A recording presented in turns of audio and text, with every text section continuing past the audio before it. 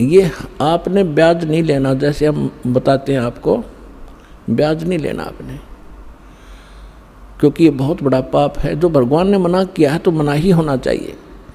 आप मदद करना चाहते हो वैसे कर दो। और फिर हम किस लिए धन इकट्ठा करते हैं? हम करते हैं कोठी बंगले बनाने के लिए और ब्याह शादी में बकवाद रचाने के लिए। ये बकवाद भक्ति में नहीं चलेंगी। यदि आपने परमात्मा पाना है और यहाँ से सुख लेना है, ये जीवन सुख में ठीक ढंग से अपने व्यतीत करना है, तो जो दास मर्यादा बताता है ये गॉड गिवन है, और इनके अनुसार चलोगे तो आप सफल हो जाओगे, यहाँ भी सुखी रहोगे और फिर सतलोक चले जाएंगे, सदा के लिए पीछा छूटे इस गंदे लोक से। रोहतक के अंदर एक मिगलानी परिवार था, है वो अब भी कुछ तो विशेष बचे होंगे, और वो क्या करता था, फाइनेंस का काम किया करता, और 10-12 18% ब्याज लेता था। और उसके हमारे भक्तों ने एक कोई गाड़ी ली थी अपने लोन लेकर उससे, तो उससे आना जाना रहा, किस्त कैश देते थे। आप ब्याज ले नहीं सकते, अगर मजबूरी हो तो दे सकते हैं। तो कहने का भाव ये है कि जब हमारे भक्त कहीं जाएंगे तो ज्ञान भी सुनाएंगे। उससे जो फाइनेंसर था उसका पिता वहाँ बैठा करता था उस बच्चे के ऑफिस में, उस पिताजी से ज़्यादा संपर्क रहता था, भक्तों का जाना आना। उनसे समझाया करते थे कि आप भक्ति करो, हमारे गुरुदेव के पास यथार्थ भक्ति है, आप ऐसे ऐसे ज्ञान सुनाते थे। तो वो व्यक्ति कहता था, उनका पिता, कि आज मेरे जैसा सुखी संसार में नहीं है, और मैं शंकर भगवान की पूजा करता हूँ, वैष्णो देवी की पूजा करता हूँ, मैंने गुरु भी बना रखा है, आप क्या मुझे शिक्षा दे रहे हो?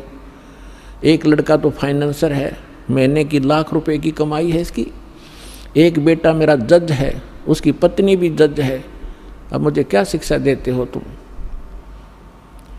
अपने आत्मा ये बात ध्यान रखना आप कि परमात्मा ने बताया है कि जब तक इस प्राणी के पूर्व जन्म की भक्ति और दान कमाई शुभ संस्कार चलेंगे, तब तक ये कोई भक्ति करो चाहे ना करो, कितने पाप इकट्ठा करता रहो, वो तो उसको मिलेगा ही मिलेगा। और वो गलती से ये सोच बैठता है कि मैं जो भक्ति साधना कर रहा हूं इससे मुझे ये लाभ हो रहा है, और जब वो पुण्य समाप्त हो जाएंगे, पाप का दौर शुरू होगा, फिर उसकी सारी पूजा धरी धराई रह जाएंगी वहां पर, वही पूजा करते करते उसका विनाश हो जाता है। तो वो उस भक्ति से उसको कोई लाभ नहीं था, अगर उस भक्ति से होता तो आगे भी बचाव होता। तो कुछ दिनों के बाद पेपर में एक समाचार पत्रों में खबर छपी, और उस खबर को पढ़कर उस भक्त ने हमें बताया, जी ऐसे ऐसे हम एक फाइनेंसर से कुछ वो लोन लिया था, लोन तो उनका क्लियर हो चुका था। फिर उनको याद आया कि तो वही व्यक्ति है जो यूँ कहा करता कि मेरे जैसा सुखी नहीं, उसमें क्या लिखा था। फिर वो जाकर आई, वहाँ पर शोक व्यक्त करने भी गए। उस समय तो वो बात करण की भी नहीं थी ना, अच्छा नहीं लगा था, बाकी वो जाके आए, सारी कथा सुनी। क्या हुआ कि उन्होंने एक संडे के दिन एक धार्मिक अनुष्ठान करवाया अपने गुरुजी से, धार्मिक अनुष्ठान करवाया, सारे जो क्रिया थी वो करी, कोई जागरण जुगरण करवाया, जैसा भी हवन पवन किया। तो उस बची हुई सामग्री को, जैसे हवन से बची हुई राख को फूल चढ़ाते हैं, फूलों को उनको जल प्रवाह करते हैं बाद में। तो वो दोनों भाई फाइनेंसर और वो जज, उन दोनों को गाड़ी में बैठकर विसर्जन करने गए थे। एक रोहतक से दिल्ली साइड में एक जवाहरलाल नेहरू कैनाल है, पक्की नहर है, बहुत चौड़ी, और उसमें पानी जब चलता है तो फुल बहुत बह के चलती है। साथ में ड्राइवर था, उन्होंने जो लिफाफा ले रखा था फूल फाल, वो जाकर के ऐसे पानी में डालना चाहा किनारे खड़ा होकर के, वो कुछ पटरी टेढ़ी थी उसकी ऐसी स्लोप में, वो ऐसे गिर गई। उन्होंने सोचा कि जल प्रवाह तो नहीं हुआ, पानी कुछ नीचे है, तो एक भगत ने दूसरे का हाथ पकड़ लिया। जज खड़ा रहा, उसका जो फाइनेंसर भाई था वो उसको अपना हाथ पकड़ा कर उसको और नीचे को होकर ऐसे जल प्रवाह करने लगा उस पटड़ी पर पड़ी हुई स्लोप के अंदर उस सामग्री को। ऐसा पैर फिसला, वो झटके में वो दूसरा भी साथ ही, दोनों उस दरिया में बह गए। तीसरे दिन लाश पाई थी उनकी। तो पुण्यात्माओं, परमात्मा याद दिलाते हैं, झूठे सुख को सुख कहे ये मान रहा मन मोदे, ये सकल चबीना काल का कुछ मुख में कुछ गोदे। मन तो सुख के सागर बस रे भाई और न ऐसा यस रे, मन तो सुख के सागर बस रे भाई और न ऐसा यस रे। अब हम आते हैं अपने प्रसंग पर कि परमात्मा 600 वर्ष पहले आकर बताया करते थे, तीन देव की जो करते भक्ति उनकी कदे ना होवे मुक्ति। गुण तीनों की भक्ति में ये भूल परो संसारे, कहें कबीर निज नाम बिना तुम कैसे उतरो पारे। अब 600 वर्ष पहले परमात्मा यही कहा करते कि इन तीनों ब्रह्मा विष्णु महेश की जो भक्ति करते हैं उनका कभी मोक्ष नहीं हो सकता। और इसी बात का विरोध कर दिया उन नकली आचार्यों, शंकराचार्यों ने, मंडलेश्वरों ने, ब्राह्मणों ने, कि कबीर हमारे धर्म की हानि करता है, हमारे देवताओं की इंसल्ट करता है, इसको मारो, पत्थर मारो, बुरा हाल कर दिया, बदनाम कर दिया। ये क्या जाने सदग्रंथों को, ये क्या जाने गीता और पुराणों और वेदों के गूढ़ रहस्यों को, क्योंकि ये संस्कृत नहीं पढ़ा है। तो उस समय इन नकलियों का दाव लगा। लेकिन मालिक तो मालिक ही होते हैं, उनका उस समय आना हमारे लिए वरदान बना। और उन्होंने अक्षर ज्ञान नहीं था जैसा भी ये लोग मानते रहे, और उन्होंने वो ज्ञान बोल रखा जो वेदों और गीता पुराणों के अंदर, जो हमारे गुरु, धर्म गुरु आचार्य शंकराचार्य मंडलेश्वर, जो संस्कृत भाषा के माहिर माने जाते थे, वो नहीं समझ सके हमारे सदग्रंथों को। और वो परमात्मा ने 600 वर्ष पहले बोला था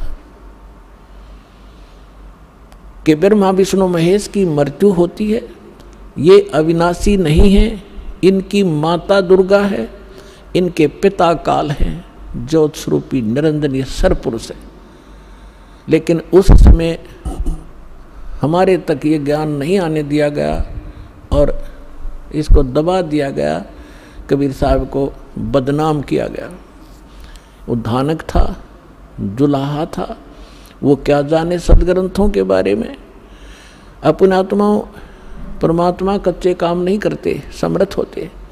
यदि उस समय भगवान नहीं आए होते तो आज हम कैसे पहचानते भगवान कैसा होता है।